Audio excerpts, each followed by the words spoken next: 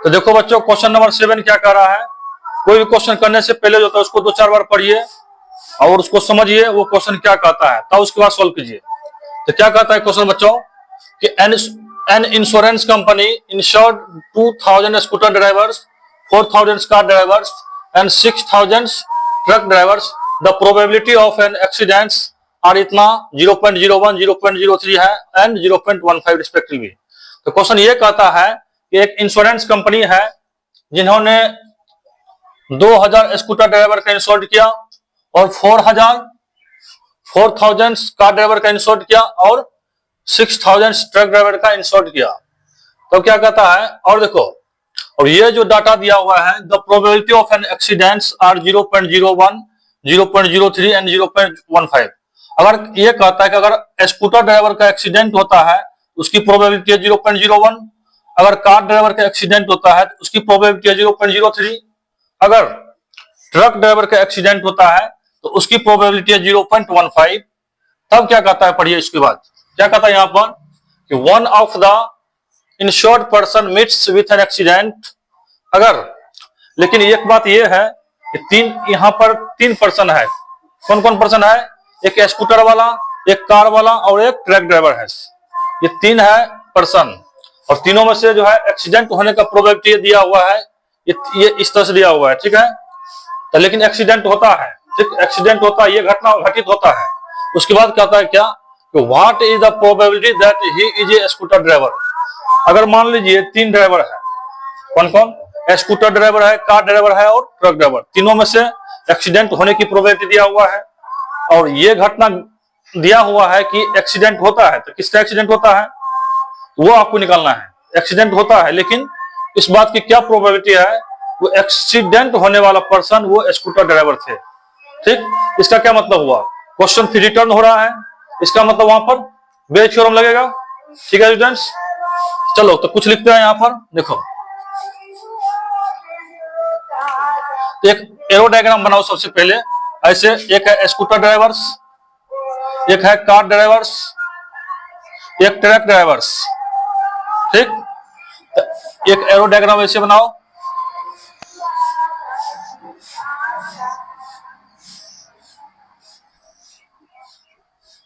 ठीक है स्टूडेंट्स, अब देखो यहाँ पर क्या चीज कॉमन है जो घटना घटित होता है। एक्सीडेंट घटना, एक्सीडेंट ऐसा है जो घटित हो रहा है, उसको मान लेते हैं हम लोग ए से accident, person meets with an accidents. Okay students, चलिए अब क्या कहता है, अगर वो स्कूटर ड्राइवर हो तो इसकी क्या प्रोबेबिलिटी होगी। तो स्कूटर ड्राइवर कितने हैं, 2000 स्कूटर ड्राइवर का इंश्योर्ड होता है, तो मतलब तो 2000 स्कूटर ड्राइवर के लिए फेवरेबल केस हो गया 2000 स्कूटर ड्राइवर, और टोटल 2000 स्कूटर ड्राइवर है और 4000 कार ड्राइवर है और 6000 ट्रक का ड्राइवर है। तो तीनों को जोड़ देंगे तो 2 4 6 और 6 12,000 हो गया आपका total number of sample space. तो फेवरेबल केस स्कूटर के लिए कितना है, 2000 अपॉन 12,000। ये प्रोबेबिलिटी ऑफ स्कूटर हो गया, 3 0 खत्म, मतलब इसकी प्रोबेबिलिटी हो गया 1/6, ठीक है बच्चों। उसी प्रकार प्रोबेबिलिटी ऑफ कार ड्राइवर क्या होगा, तो प्रोबेबिलिटी ऑफ कार ड्राइवर जो हो गया, तो कार का कितना है 4000 कार ड्राइवर्स है, इसका मतलब 4000 हो गया आपका फेवरेबल केस और टोटल नंबर ऑफ केसेज 12,000, 3 0 खत्म, यानी 1/3 हो गया इसकी प्रोबेबिलिटी। तो प्रोबेबिलिटी ऑफ ट्रक ड्राइवर कितना हो जाएगा स्टूडेंट्स, तो 6000 जो है ट्रक ड्राइवर्स है, इसका मतलब 6000 अपॉन 12,000, 3 0 खत्म, इसकी प्रोबेबिलिटी हो गया 1/2। अब देखिए स्टूडेंट्स, अब इस आर्म की कहानी हो गया, अब ये आर्म की कहानी क्या होगा, अब देखो ध्यान से क्या है, a person meets with an accident, मतलब एक्सीडेंट होता है तो इसकी बात की क्या प्रोबेबिलिटी हो कि वो स्कूटर ड्राइवर है। एक्सीडेंट तो स्कूटर ड्राइवर का भी होता है, कार ड्राइवर का भी हो सकता है और ट्रक ड्राइवर का भी एक्सीडेंट हो सकता है। तो प्रोबेबिलिटी ऑफ अगर वो एक्सीडेंट हुआ और वो स्कूटर ड्राइवर थे, इस बात की क्या प्रोबेबिलिटी है, ये दिया हुआ है यहाँ पर 0.01, और ये कितना हो जाएगा स्टूडेंट्स प्रोबेबिलिटी ऑफ एक्सीडेंट होता है अगर वो कार ड्राइवर है, जिसकी प्रोबेबिलिटी है 0.03। और देखो प्रोबेबिलिटी ऑफ अगर एक्सीडेंट होता है और वो ट्रक ड्राइवर है, इसकी क्या प्रोबेबिलिटी होगी, यहां लिखा हुआ है 0.15।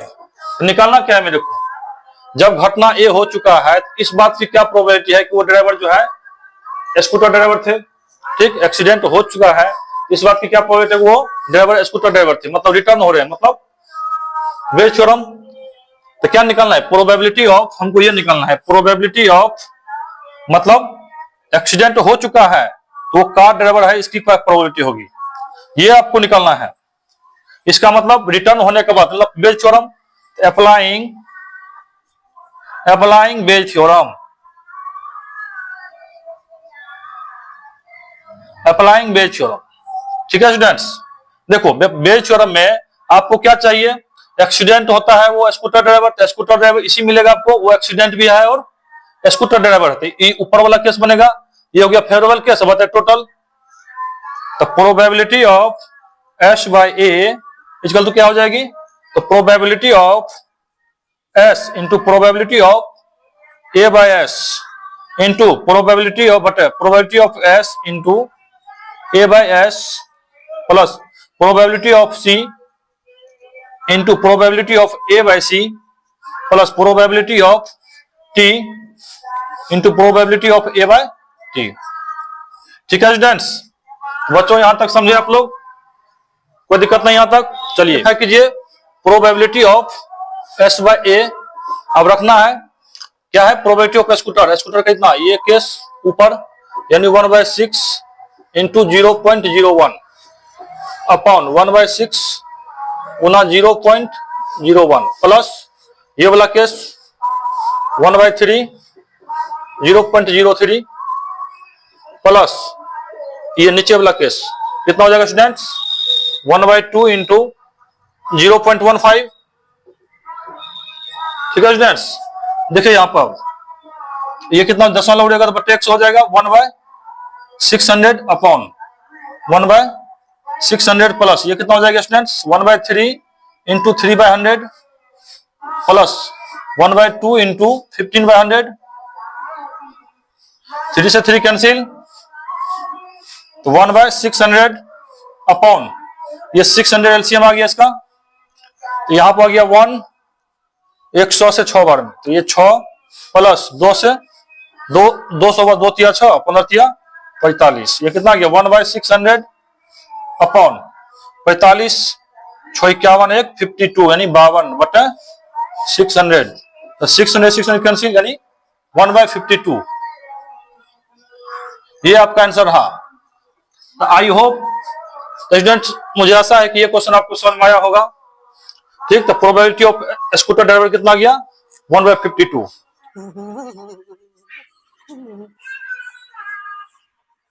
देखो बच्चों ये क्वेश्चन क्या कर रहा है, तो क्वेश्चन को रीड करो और कुछ भी दिमाग में आता है क्वेश्चन के अकॉर्डिंग जो इन्फॉर्मेशन मिलता है उसको लिखते जाइए।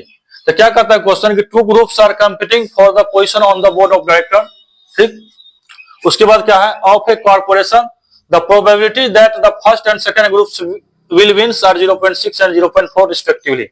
मतलब ये हुआ स्टूडेंट्स, 2 ग्रुप के बीच कंपटीशन चल रहा है, अगर मान लीजिए एक ग्रुप जीतता है उसकी प्रोबेबिलिटी दिया हुआ है 0.6, दूसरा ग्रुप जीतता है उसकी प्रोबेबिलिटी दिया हुआ है 0.4।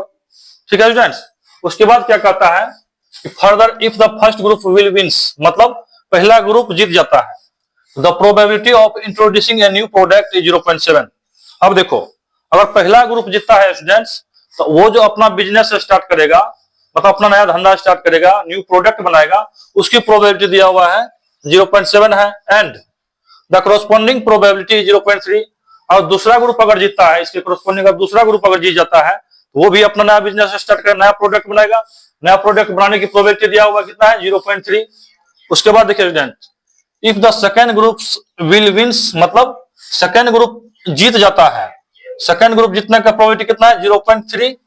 सेकेंड ग्रुप अगर जीतता है तो नया प्रोडक्ट बनाने की प्रोबेबिलिटी कितना है 0.3। ठीक है स्टूडेंट्स, यहां तक समझे। चलो अब find the probability that the new product introduce was by A second group. मतलब न्यू प्रोडक्ट तो बनना ही है, चाहे फर्स्ट जीते सेकेंड जीते, मतलब न्यू प्रोडक्ट तो बनवे करेगा। बात यह है कि रिजल्ट आपका पहुंच चुका है कि न्यू प्रोडक्ट तैयार हो जाता है। देखो, find the probability that the new product introduce, मतलब न्यू प्रोडक्ट आपका बन चुका है, तो इस बात की क्या प्रोबेबिलिटी है जो न्यू प्रोडक्ट तैयार किया है वो सेकेंड ग्रुप का होगा, इसका मतलब सेकेंड ग्रुप जीता होगा। तो क्वेश्चन न्यू प्रोडक्ट बन चुका है और इस बात की क्या प्रोबेबिलिटी, सेकेंड ग्रुप मतलब पीछे चल रहे हैं, इसका मतलब बेल थ्योरम। तो चलिए ये स्टूडेंट क्वेश्चन हमको समझ में आ गया। अब इसके अकॉर्डिंग हम कुछ डाटा अपना लिखते जाते हैं। तो टू ग्रुप है, तो मान इनका जो सोल्यूशन लिखेंगे पहले स्टूडेंट्स, तो ग्रुप 1 कर देते हैं, ग्रुप 1, ठीक। ग्रुप 2 एक एरो डायग्राम बना लेंगे ऐसे, जो मेरा प्यारा सा है, बहुत फेवरेट है। यहाँ पर रिजल्ट क्या है मेरा, रिजल्ट क्या है स्टूडेंट्स कि find the product, new product बनता है, एन से न्यू मतलब न्यू प्रोडक्ट, मतलब न्यू प्रोडक्ट परफॉर्म कर रहा है, ठीक ना। तो इस बात की क्या प्रोबेबिलिटी है कि वो ग्रुप 2 का होगा, ठीक। इसका क्या मतलब है स्टूडेंट्स कि दो ग्रुप हुआ, मतलब सैंपल स्पेस में ग्रुप 1 ग्रुप 2 को अगर हम सोचेंगे इस तरह से, तो सैंपल स्पेस में दो ही एलिमेंट हुआ, तो अगर ग्रुप 1 जीतता है, अगर ग्रुप 1 जीतने की प्रोबेबिलिटी दिया हुआ वहां पर कितना है 0.6, और ग्रुप 2 अगर जीतता है तो इसकी प्रोबेबिलिटी दिया हुआ स्टूडेंट्स कितना है 0.4। ओके, चलिए अब देखिए, आप पहला जीते दूसरा जीते, पहुंचना तो हमको न्यू प्रोडक्ट पर ही, कोई भी जीतेगा तो न्यू प्रोडक्ट अपना बनाएगा करेगा, ये भी जीतेगा तो न्यू प्रोडक्ट बनाएगा, पहला ग्रुप भी जीते तो भी न्यू प्रोडक्ट ही बनेगा। ये आर्म क्या हो जाएगा, तो प्रोबेबिलिटी ऑफ, अगर न्यू प्रोडक्ट का प्रोबेबिलिटी, अगर ग्रुप 1 जीत चुका है इसकी प्रोबेबिलिटी कितना होगा, ये भी आपको दिया हुआ है। देखिए एविडेंस कहां है आपका 0.7 है दिया हुआ, तो 0.7 है न्यू प्रोडक्ट बनाने की प्रोबेबिलिटी अगर ग्रुप 1 जीतता है। तो दूसरा आर्म क्या हो जाएगा स्टूडेंट्स, अगर न्यू प्रोडक्ट बनता है अगर ग्रुप 2 जीतता है, इसकी क्या प्रोबेबिलिटी दिया हुआ है स्टूडेंट्स 0.3 दिया हुआ है यहाँ पर, देख लो, तो 0.3। अब यहाँ पर क्या अप्लाई हो जाएगा, बेल थ्योरम, मतलब निकालना क्या है हमको, तो प्रोबेबिलिटी ऑफ न्यू प्रोडक्ट आ चुका है, न्यू प्रोडक्ट हो चुका है, जो हो चुका है उसको नीचे रखते हैं, इस बात की क्या प्रोबेबिलिटी है ग्रुप 2 के होंगे, ग्रुप 2 जीता होगा, इस बात की क्या प्रोबेबिलिटी ये निकालना है आपको। ओके, तो अप्लाइंग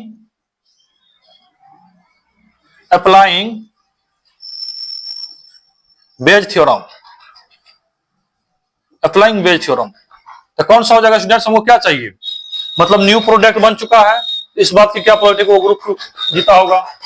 तो सबसे पहले बात क्या होगा, ये आपका क्या होगा, ये आपका फेवरेबल केस हो गया स्टूडेंट्स, न्यू प्रोडक्ट जीता है, इस बात की क्या प्रोबेबिलिटी को वो ग्रुप 2 जीता होगा, ठीक। ये आपको निकालना है, ये क्या हो जाएगा, ये केस आ जाएगा फेवरेबल केस में, और टोटल हो गया सैंपल स्पेस में, मतलब ये केस और ये केस मिलकर टोटल, तो फेवरेबल केस अपन टोटल करेंगे तो क्या निकल के आएगा, जो हमको चाहिए वो निकल के आएगा। क्या निकल के, लिखो यहां पर probability of G2 upon N, तो प्रोबेबिलिटी ऑफ ये केस के ऊपर G2, probability of G2 into probability of N by G2 upon probability of G2 into probability of N by G2, ये हुआ स्टूडेंट्स। अब यहां देखिए, अब एक चीज छूट गया, और प्लस प्रोबेबिलिटी ऑफ ये वाला केस बच गया G1 into probability of N by G1, ठीक है स्टूडेंट्स।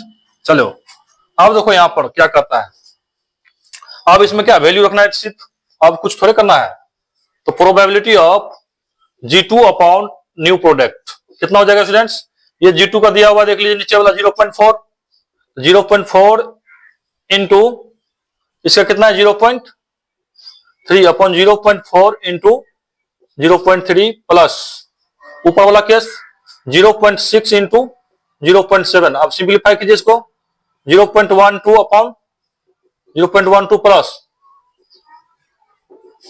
0.12 अपॉन 0.54, दशमलव उड़ गया, तो 12/54, तो कितना गया स्टूडेंट्स 2/9।